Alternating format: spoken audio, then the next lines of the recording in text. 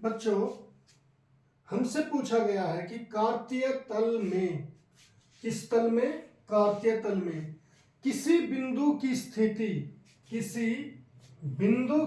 स्थिति निर्धारित करने वाली क्षैतिज और ऊर्ध्वाधर रेखाओं के नाम बताइए। बच्चों, जो जो मैंने यहाँ पर अंडरलाइन किए हैं, हमें उन सभी का मतलब पता होना चाहिए।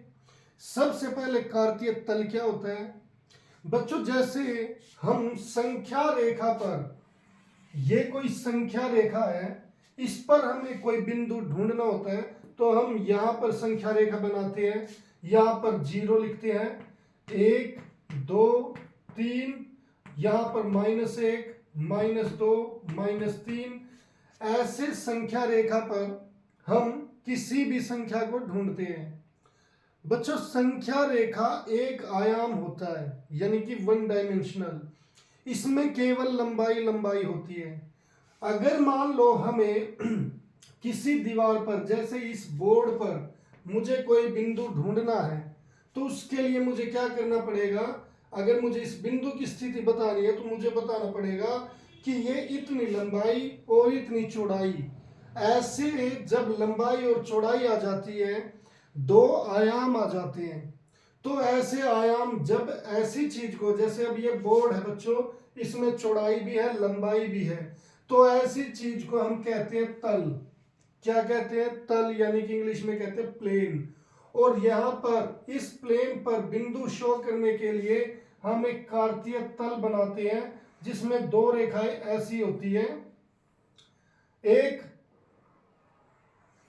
यहां पर ऐसे क्षैतिज रेखा होती है और एक यहां पर ऐसे ऊर्ध्वाधर रेखा होती है। और बच्चों, इन्हीं रेखाओं का उसने नाम पूछा है। इस रेखा को हम x, यहां पर -x लिखते हैं, इसे y और -y लिखते हैं।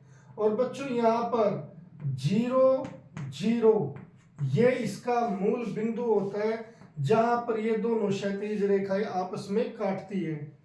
अब बच्चों, यहां पर 1 2, क्योंकि 0 से कैसे चलोगे? 1 2 3 और ऊपर 4, और ऐसे ही नीचे -1 -2 -3 -4। तो बच्चों, ये हमारा कार्तीय तल बन जाता है। अब किसी बिंदु को, तो बच्चों यहाँ पर कोई बिंदु, मान लो यहाँ पर ये है, इसकी स्थिति निर्धारित करने के लिए जो क्षैतिज रेखा है बच्चों, ये है क्षैतिज रेखा। इसे हम x अक्ष भी बोलते हैं और इसे भुज का नाम भी दिया जाता है। x अक्ष बोल सकते हैं इस पूरी लाइन को, x अक्ष या फिर भुज। इसे हम y अक्ष बोलते हैं, y अक्ष या फिर कोटि। इस तरीके से इनके दोनों के नाम, इसका x अक्ष और इसका y अक्ष, इसे भुज, इसे कोटि। ये क्षैतिज रेखा बच्चों और ये ऊर्ध्वाधर रेखा है। तो इन तीनों में से, यानी कि यहाँ पर क्षैतिज और इसे ऊर्ध्वाधर, आप ऐसे तीनों के तीनों नाम इन लाइनों के ऐसे याद रख सकते हैं। और पेपर में इनमें से, इनसे रिलेटेड कुछ भी पूछा जा सकता है, y अक्ष पूछ ले, कोटि, ऊर्ध्वाधर, तो आप इस तरीके से इसे सॉल्व कर सकते हो।